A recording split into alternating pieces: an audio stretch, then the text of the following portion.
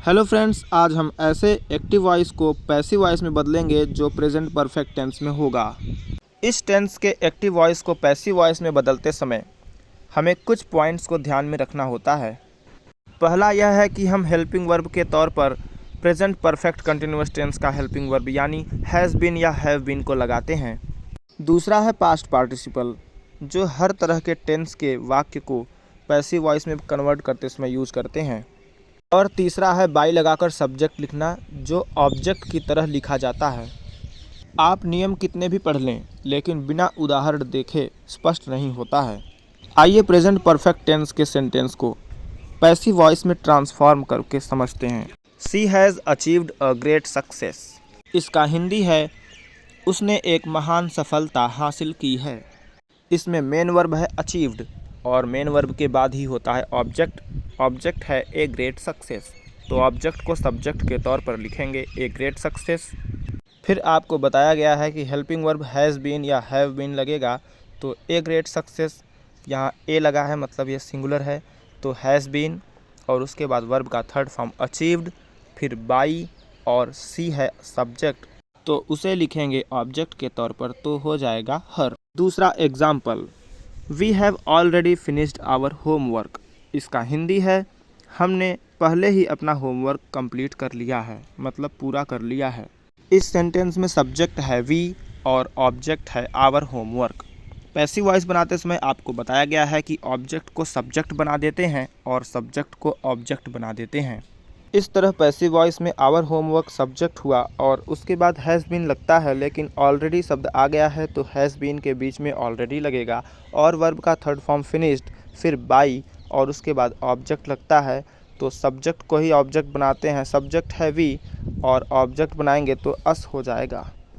Third sentence, we have seen that movie before. हमने वह movie पहले देखी है। इस एक्टिव वॉइस के सेंटेंस में सब्जेक्ट है वी और ऑब्जेक्ट है दैट मूवी, क्योंकि वर्ब के बाद जो आता है वही ऑब्जेक्ट होता है। यहाँ वर्ब है सीन और ऑब्जेक्ट हुआ दैट मूवी।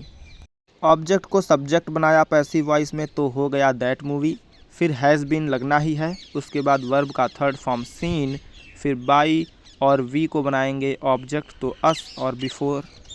आपको यह पता है कि एक्टिव वॉइस का जो हिंदी अर्थ आता है वही अर्थ पैसिव वॉइस का भी आता है, लेकिन बस कहने का तरीका बदल जाता है।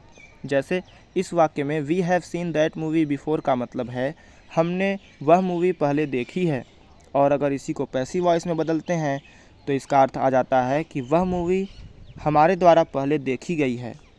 तो आपने देखा कि एक्टिव वॉइस में सेंटेंस को सीधा सीधा कहा जाता है और पैसिव वॉइस में उसको घुमा कर कह देते हैं, लेकिन अर्थ सेम ही रहता है।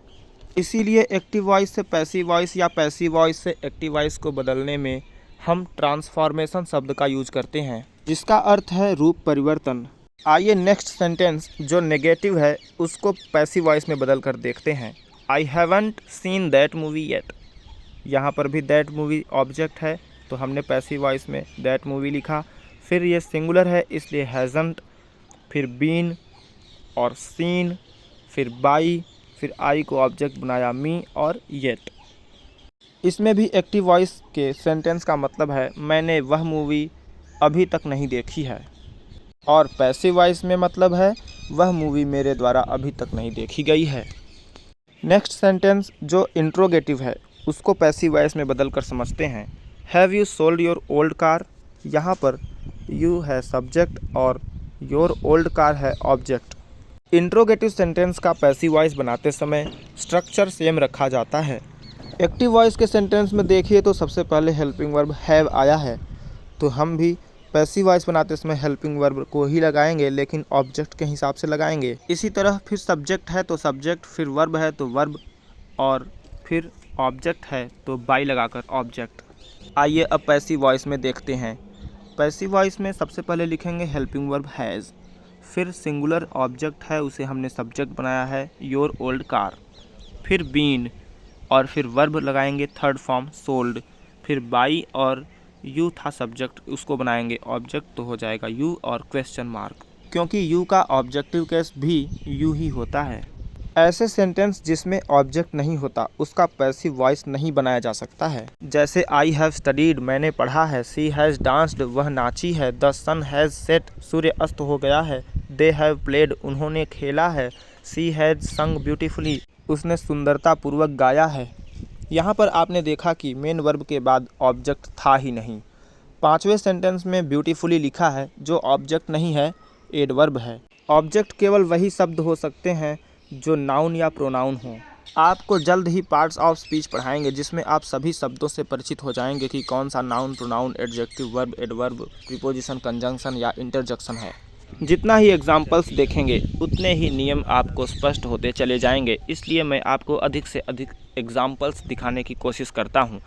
सिक्स्थ सेंटेंस है they have lived in this city for 10 years. Lived in को हम एक साथ रखेंगे और दिस सिटी है ऑब्जेक्ट, तो पैसिव वॉइस बनाते समय ऑब्जेक्ट को लिखेंगे दिस सिटी, फिर लगाएंगे हेल्पिंग वर्ब हैज़ बीन, क्योंकि दिस सिटी है सिंगुलर। फिर मेन वर्ब का थर्ड फॉर्म लिव्ड इन और बाई, फिर सब्जेक्ट है दे, उसका ऑब्जेक्टिव केस देम, और जो एक्स्ट्रा बचा हुआ सेंटेंस का हिस्सा है उसे लिखेंगे फॉर 10 ईयर्स।